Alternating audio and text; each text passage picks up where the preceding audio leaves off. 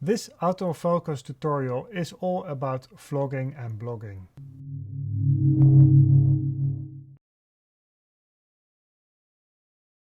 Welcome to LUMIX Academy. In this video, I'm going to share with you the autofocus settings that you can use when you want to create vlogs. The first thing is setting the autofocus preferences for this specific task. You go inside the menu to the camera, to the AF tab and select Human Detection AF.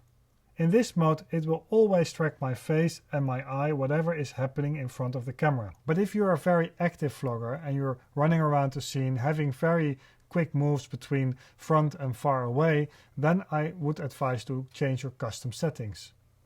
This you can do by going into the custom AF settings and change the sensitivity to -1, meaning better tracking, and the AF speed to +2, meaning reacting faster to changes. When I point the camera away from my face towards my surroundings, the camera will automatically switch to a 225 area AF. Of course, keep in mind that when you are filming a scene and people are walking into the frame, the autofocus system will actively search for these people and focus on them first, as it is a human detection AF we've selected. Well, of course, there are many cameras that are ideal for vlogging.